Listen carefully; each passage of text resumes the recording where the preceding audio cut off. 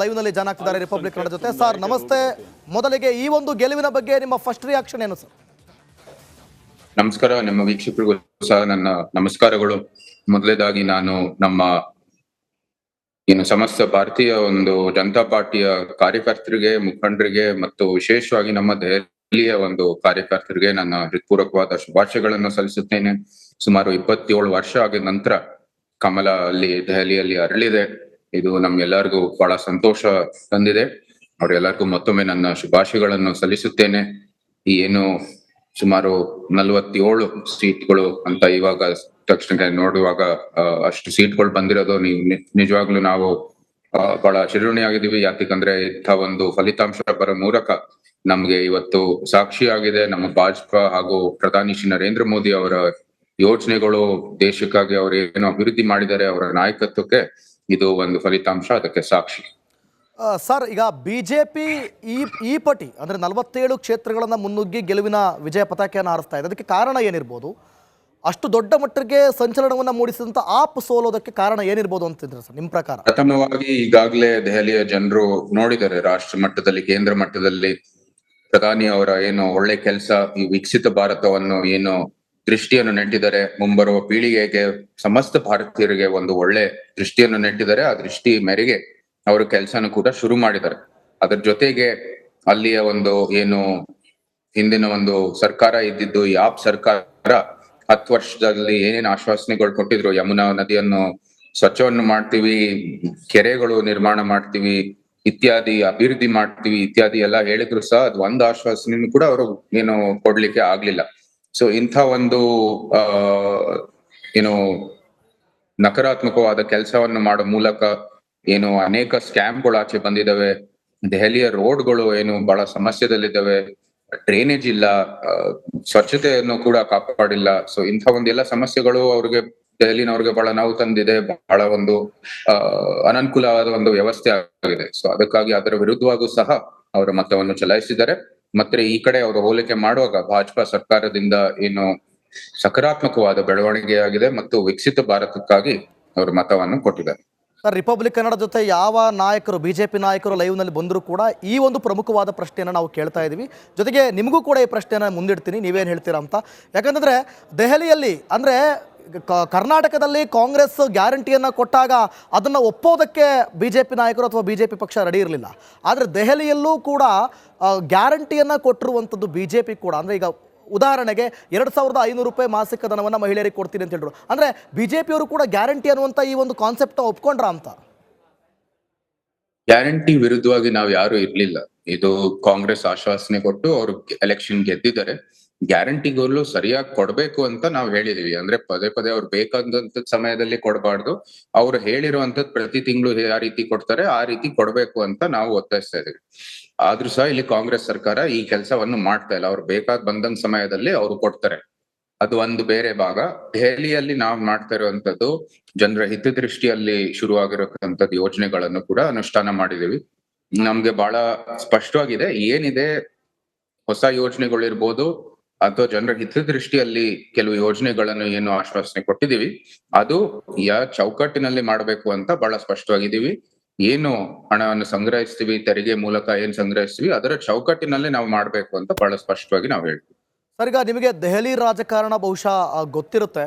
So ಈಗ ಇಲ್ಲಿವರೆಗೂ ಅಧಿಕಾರದಲ್ಲಿದ್ದಂಥ app ಮಾಡದಂಥ ಒಂದಷ್ಟು ಕೆಲಸಗಳನ್ನು ಈಗ ಬಿ ಜೆ ಪಿಗೆ ಜವಾಬ್ದಾರಿ ಜಾಸ್ತಿ ಆಗಿರುವಂಥದ್ದು, ಯಾವೆಲ್ಲ ವಿಚಾರವನ್ನು ಅಂದರೆ ದೆಹಲಿಯಲ್ಲಿ ಯಾವೆಲ್ಲ ಅಭಿವೃದ್ಧಿಯನ್ನು ಮಾಡಬಹುದು, ಏನೆಲ್ಲ ಬದಲಾವಣೆ ತರಬಹುದು ಅನ್ನುವಂಥ ನಿರೀಕ್ಷೆ ಜನರಿಗೂ ಕೂಡ ಜಾಸ್ತಿ ಆಗಿದೆ.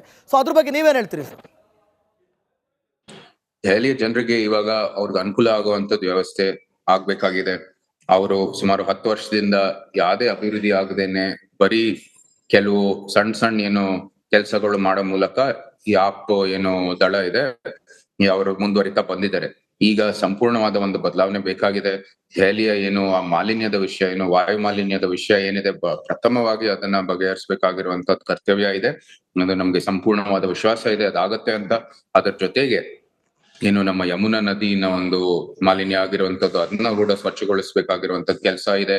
ಜೊತೆಗೆ ದೆಹಲಿಯ ಜನರಿಗೆ ಅವರ ಹಿತಕ್ಕಾಗಿ ಕೆಲವು ಕೆಲಸವನ್ನು ಮಾಡಬೇಕಾಗಿದೆ, ಅವ್ರಿಗೂ ಅನುಕೂಲ ಆಗುವಂತದ್ದು ಕೆಲಸ ಆಗ್ಬೇಕಾಗಿದೆ. ಇದೆಲ್ಲಾನು ಕೂಡ ವಿಕಸಿತ್ ಭಾರತ ಚೌಕಟ್ಟಿನಲ್ಲಿ ಮತ್ತು ದೆಹಲಿಯ ಸರ್ಕಾರದ ಮೂಲಕನೇ ಎಲ್ಲ ಕೆಲಸಗಳು ಆಗಕ್ಕೆ, ಎಲ್ಲ ಸಿದ್ಧತೆಗಳು ಆಗಕ್ಕೆ ಶುರು ಆಗುತ್ತೆ. ಓಕೆ ಸರ್, ಈಗ ಆಪ್ ಪಕ್ಷ ಅಂತ ಬಂದಾಗ ಪಕ್ಷವನ್ನು ಬಿಟ್ಟು ನಾವು ಬದಿಗಿಟ್ಟು ಕೇವಲ ನಾಯಕರು ಅಂತ ಬಂದಾಗ ಅರವಿಂದ್ ಕೇಜ್ರಿವಾಲ್ ಎಂಥ ಒಂದು ಅಂದರೆ ಆ ಪಕ್ಷದಲ್ಲಿ ಎಂಥ ಘಟಾನುಘಟಿ ನಾಯಕ ಅಂತ ಗೊತ್ತಿದೆ. ಅವರೇ ಈ ಬಾರಿ ಸೋಲನ್ನು ಕಂಡಿರೋದು, ಅಂದರೆ ವೈಯಕ್ತಿಕವಾಗಿ ಅವರು ಸೋಲನ್ನು ಈಗ ಕಂಡಿದ್ದಾರೆ. ಆ ಬಗ್ಗೆ ಏನು ಹೇಳ್ತೀರಾ ಸರ್, ಯಾಕಿರಬಹುದು ಅಂತ ಅಂತೀರಾ? ಅವರೇ ಅಂದ್ರೆ ಸ್ವತಃ ಈ ಲಿಕ್ಕರ್ ಸ್ಕ್ಯಾಮ್ ಅಲ್ಲಿ ಒಂದು ಆರೋಪಿ ಆಗಿರೋ ಕಾರಣಕ್ಕಾಗಿ ಅವರು ಸಹ ಅರೆಸ್ಟ್ ಆಗಿದ್ರು. ಅದ್ರ ಜೊತೆಗೆ ಅವರು ಏನು ಅನೇಕ ಒಂದು ಘೋಷಣೆಗಳು ಮಾಡ್ತಾ ಇದ್ರು, ಪಿತೂರಿಗಾಗಿ ಒಂದ್ ಸ್ವಲ್ಪ ಘೋಷಣೆಗಳು ಮಾಡ್ತಾ ಇದ್ರು. ಎಲ್ಲಾನು ಕೂಡ ನಕಾರಾತ್ಮಕವಾಗಿ ಅವರು ಕೆಲಸವನ್ನು ಮಾಡ್ತಾ ಇರೋ ಕಾರಣಕ್ಕಾಗಿ ಅವರ ಸೋಲನ್ನು ಅನುಭವಿಸ್ತಾ ಇದ್ದಾರೆ. ಜನರು ಯಾವಾಗ್ಲೂ ನಮ್ಗೆ ಅಂದ್ರೆ ನಮ್ಮ ಕೆಲ್ಸದ ಬಗ್ಗೆ ಗಮನ ಹರಿಸ್ತಾರೆ. ಯಾವ ರೀತಿ ನಮ್ಮ ನಡವಳಿಕೆ ಇರುತ್ತೆ, ನಮ್ಮ ವ್ಯಕ್ತಿತ್ವ ಎಲ್ಲಾನು ಕೂಡ ನಾವು ಒಂದ್ ರೀತಿ ಗಂಭೀರತೆಯಿಂದಾನೇ ಕೂಡ ನಾವು ಕಾಪಾಡಬೇಕಾಗಿರುವಂತದ್ದು ಎಲ್ಲಕ್ಕಿಂತ ಮುಖ್ಯವಾದದ್ದು. ಸೊ ಈ ಅವರ ಒಂದು ವ್ಯಕ್ತಿತ್ವ ಮತ್ತು ಅವರ ಏನು ಈ ಅನೇಕ ಪಿತೂರಿಗಳು ಇಲ್ದೇ ಇರುವಂತದ್ದು ಎಲ್ಲ ಪಿತೂರಿಗಳನ್ನು ಸುಮ್ನೆ ಘೋಷಣೆ ಮಾಡೋದ್ರ ಮೂಲಕ ಎಲ್ಲ ಜನರಿಗೆ ಒಂದ್ ರೀತಿ ಅದು ಸರಿ ಕಾಣಿಸ್ಲಿಲ್ಲ ಅಂತ ನಾನು ಭಾವಿಸ್ತೀನಿ. ಅದ್ರ ಜೊತೆಗೆ ಅವರು ಅನೇಕ ಸ್ಕ್ಯಾಮ್ಗಳಿಗೆ ಅವ್ರ ಹೆಸರನ್ನೇ ಸೇರಿರುವಂತದ್ ಕಾರಣಕ್ಕಾಗಿ ಅವರ ಸರ್ಕಾರನು ಕೂಡ ಒಂದು ರೀತಿ ಒಳ್ಳೆ ಕೆಲಸ ಮಾಡಿಲ್ದೇ ಇರೋ ಕಾರಣಕ್ಕಾಗಿ ಅವ್ರಿಗೂ ಕೂಡ ಸೋಲು ಅನುಭವಿಸ್ತಾ ಇದಾರೆ ಅಂತ ನಾನು ಭಾವಿಸ್ತೇನೆ. ಸರ್, ಬಹಳ ಪ್ರಮುಖವಾಗಿ ಬಿಜೆಪಿ ಪಕ್ಷ ಅಂತ ಬಂದಾಗ ಮುಸ್ಲಿಂ ಬಾಹುಳ್ಯದ ಮತಗಳು ಬಹಳ ಕಮ್ಮಿ ಬೀಳೋದು ಅನ್ನುವಂಥ ಮಾತಿದೆ. ಆದರೆ ಈ ಬಾರಿ ದೆಹಲಿ ಚುನಾವಣೆಯಲ್ಲಿ ಸುಮಾರು 5-6% ಮುಸ್ಲಿಂ ಬಾಹುಳ್ಯದ ಮತಗಳೇ ಬಿದ್ದಿರೋದು. ಸಮುದಾಯವಾರು ಲೆಕ್ಕಾಚಾರ ನೋಡೋದಾದ್ರೆ ಮುಸ್ಲಿಂ ಮತಗಳು ಈ ಬಾರಿ ಜಾಸ್ತಿ, ಅಂದರೆ 5-6% ಮತಗಳು ಬಿದ್ದಿದೆ ಅಂತ. ಏನು ಕಾರಣ ಇರ್ಬೋದು ಅಂತೀರಾ ಸರ್ ಇದಕ್ಕೆ? ಭಾರತೀಯ ಜನತಾ ಪಾರ್ಟಿ ಯಾವಾಗ್ಲೂ ಎಲ್ಲರಿಗೂ, ಸಮಸ್ತ ಭಾರತೀಯರಿಗೆ ಕೆಲಸ ಮಾಡುವಂತದ್ ಪಕ್ಷ. ಏನು ನಮ್ಮ ಮುಸ್ಲಿಂ ಸಮುದಾಯದ ಏನು ಹಿತದೃಷ್ಟಿಯಲ್ಲೂ ಸಹ ಎಲ್ಲ ಯೋಜನೆಗಳು ಅನುಷ್ಠಾನ ಆಗಿದಾವೆ. ಅಂದ್ರೆ ಏನು ಸಮಸ್ತ ಭಾರತೀಯರಿಗೆ ಲಾಭ ಆಗೋದು ನಮ್ಮ ಮುಸ್ಲಿಂ ಸಮುದಾಯಕ್ಕೂ ಸಹ ಲಾಭ ಆಗುವಂತದ್ ಕೆಲಸ. ಸೊ ಅದನ್ನು ಕೂಡ ಅವರು ಗುರುತಿಸ್ತಾರೆ. ಅವರ ಒಂದು ಏನು ಟ್ರಿಪಲ್ ತಲಾಕ್ ಅನ್ನು ಕೂಡ ನಾವು ತೆಗ್ದಿರೋ ಕಾರಣಕ್ಕಾಗಿ ಆ ಒಂದು ಮುಸ್ಲಿಂ ಮಹಿಳೆಯರಿಗೆ ನ್ಯಾಯ ಸಿಗುವಂತದ್ ಕೆಲಸ ಇರ್ಬೋದು. ಈ ಏನು ಅವರ ಸಮುದಾಯದಲ್ಲೇ ನಡೀತಾ ಇರುವಂತದ್ದು ಏನು ವಕ್ಫ್ ಮೂಲಕ ಎಷ್ಟು ಅನ್ಯಾಯ ಆಗುತ್ತೆ, ಅದು ಮುಸ್ಲಿಂ ಸಮುದಾಯಕ್ಕೆ ಅನ್ಯಾಯ ಆಗ್ತಾ ಇರೋದು. ಏನಕ್ಕಂದ್ರೆ ಅಲ್ಲಿ ಕೆಲವು ಆ ಒಂದು ಸಮುದಾಯದ ವರಿಷ್ಠರು ಅದೆಲ್ಲಾನು ಸಂಗ್ರಹಿಸುವರ್ತು ನಿಜಕ್ಕೂ ಸಾಮಾನ್ಯ ಒಂದು ನಮ್ಮ ಮುಸ್ಲಿಂ ಸಹೋದರ ಸಹೋದರಿಯರಿಗೆ ಆ ವಕ್ಫ್ ಮೂಲಕ ಏನು ಅನುಕೂಲ ಆಗ್ತಾ ಇಲ್ಲ. ಸೊ ಇದೆಲ್ಲನೂ ಕೂಡ ಗಮನಿಸಿದರೆ ನಮ್ಮ ಮುಸ್ಲಿಂ ಸಮುದಾಯನೂ ಕೂಡ ಅವ್ರಿಗೂ ಕೂಡ ಒಂದು ಬದಲಾವಣೆ ಬೇಕಾಗಿದೆ. ನಿಜಕ್ಕೂ ಎಲ್ಲರಿಗೂ ಒಳ್ಳೆ ಆಗುವಂತದ್ದು ಒಂದು ಸರ್ಕಾರ ಬೇಕಾಗಿದೆ. ಆ ದೃಷ್ಟಿಯಲ್ಲಿ ಅವರೆಲ್ಲರೂ ಕೂಡ ಒಂದು ರೀತಿ ಭಾಜಪಾಗೆ ಅವರ ಮತವನ್ನು ಕೊಟ್ಟಿದ್ದಾರೆ, ಅವರ ಬೆಂಬಲವನ್ನು ಕೊಟ್ಟಿದ್ದಾರೆ. ಸರ್, ನಿಮಗೆ ಗೊತ್ತಿರ್ಬೋದು 2024 ಲೋಕಸಭೆ ಚುನಾವಣೆಯ ಸಂದರ್ಭದಲ್ಲಿ ಇಂಡಿ ಒಕ್ಕೂಟಕ್ಕೆ ಆಪ್ ಸೇರ್ಕೊಂಡಿದ್ರು, ಅಂದರೆ ಬಹಳ ಒಗ್ಗಟ್ಟಿನ ಪ್ರದರ್ಶನ ಇತ್ತು. ಆದರೆ ಈ ವಿಧಾನಸಭಾ ಚುನಾವಣೆ ಸಂದರ್ಭದಲ್ಲಿ ಈ ಒಗ್ಗಟ್ಟಿನ ಪ್ರದರ್ಶನಕ್ಕೆ ಎಲ್ಲದಕ್ಕೂ ಕೂಡ ಬ್ರೇಕ್ ಬಿತ್ತು. ಯಾವ ರೀತಿಯಾಗಿ ಮೋದಿ ಅರವಿಂದ್ ಕೇಜ್ರಿವಾಲ್ ಅವ್ರನ್ನ ಟೀಕೆ ಮಾಡ್ತಾರೋ, ಟಕ್ಕರ್ ಕೊಡ್ತಾರೋ, ಅದೇ ರೀತಿಯಾಗಿ ರಾಹುಲ್ ಗಾಂಧಿಯು ಕೂಡ ಟಕ್ಕರ್ ಕೊಟ್ಟರು. ಈ ಎಲ್ಲೋ ಒಂದು ಕಡೆ ಈ ಒಗ್ಗಟ್ಟು ಈ ಒಂದು ಸೋಲಿಗೆ ಕಾರಣವಾಗಿರ್ಬೋದು ಅಂತ ನಿಮಗನ್ಸುತ್ತಾ? ಇಂಡಿ ಅಲಯನ್ಸ್ ಏನಿದೆ ಅದರ ಒಂದು ಅವ್ರು ಹೇಳೋ ಪ್ರಕಾರ ಅವರು ಬರೀ ಲೋಕಸಭಾ ಜೊತೆ ಇದ್ರಂತೆ. ಅವ್ರದ್ದು ಏನು ಗಠಬಂಧನ್ ಅಥವಾ ಅವರ ಒಂದು ಏನು ಮೈತ್ರಿ ಇತ್ತು, ಅದ್ರ ಪದೇ ಏನು ಸಭೆಗಳು ಆಗ್ಬೇಕಾಗಿರೋದು ಏನು ಆಗಿರ್ಲಿಲ್ಲ. ಸೊ ಅದು ಆ ಒಂದು ದೃಷ್ಟಿಯಲ್ಲಿ ಯಾವುದೇ ರೀತಿಯ ಒಂದು ಹೊಂದಾಣಿಕೆ ಇರ್ಲಿಲ್ಲ. ಸೊ ಅದು ಬಹುಶಃ ಕಾರಣ ಆಗಿರ್ಬೋದು. ಆದ್ರೆ ಅದಕ್ಕೆ ನಾನು ಇನ್ನೊಂದ್ ಸ್ವಲ್ಪ ಅಧ್ಯಯನ ಮಾಡ್ಬೇಕಾಗತ್ತೆ. ಆದ್ರೆ ನಮ್ಮ ಪ್ರಕಾರ ಇದು 80% ಬಹುಶಃ 90% ಕೂಡ ಒಂದು ಭಾಜಪಾ ಒಂದು ಒಳ್ಳೆ ನಾಯಕತ್ವದ ಮೂಲಕ, ಪ್ರಧಾನ ಮಂತ್ರಿ ಅವರ ಒಳ್ಳೆ ನಾಯಕತ್ವ ಕಳೆದ 10 ವರ್ಷ ಮತ್ತು ಇವಾಗ ಶುರು ಆಗಿರುವಂತದ್ದು ಈ ವಿಕಸಿತ ಭಾರತ ದೃಷ್ಟಿನೂ ಕೂಡ ಇದಕ್ಕೆ ಕಾರಣ ಅಂತ ನಾನು ಭಾವಿಸ್ತೀನಿ. ಸರ್, ಕೊನೆಯ ಪ್ರಶ್ನೆ ಸರ್. ಆಗ್ಲಿಂದ ನಾವು ಆಪ್ ಮತ್ತೆ ಬಿಜೆಪಿ ಬಗ್ಗೆ ಮಾತಾಡ್ತಿದ್ದೀವಿ, ಆದರೆ ಕಾಂಗ್ರೆಸ್ ಇಲ್ಲಿ 0 ಸುತ್ತಿರುವಂಥದ್ದನ್ನು ನೀವು ಗಮನಿಸ್ತಾ ಇದ್ದೀರಿ. ಜೊತೆಗೆ ಪ್ರಿಯಾಂಕಾ ವಾದ್ರಾ ಕೂಡ ನನ್ನ ಫಲಿತಾಂಶವನ್ನು ನೋಡೇ ಇಲ್ಲ ಅನ್ನುವಂಥ ಮಟ್ಟಿಗೆ ಹೇಳಿದರು. ಅಂದರೆ ಮುಂಚೆನೇ ಗೊತ್ತಿತ್ತ ಈ ರೀತಿಯಾದಂಥ ಒಂದು 0 ಫಲಿತಾಂಶ ಬರಬಹುದಂತ. ಇನ್ನೊಂದು ಬಿಜೆಪಿಯ 27 ವರ್ಷದ ನಂತರ ಈ ಗೆಲುವಿನ ನೋಡ್ತಾ ಇದ್ರೆ ಮುಂದಿನ ಭವಿಷ್ಯದ ಫಲಿತಾಂಶಗಳು ಯಾವ ರೀತಿ ಇರಬಹುದು ಅಂತ ಸರ್, ಇವೆರಡು ವಿಚಾರವಾಗಿ ಹೇಳೋದಾದ್ರೆ?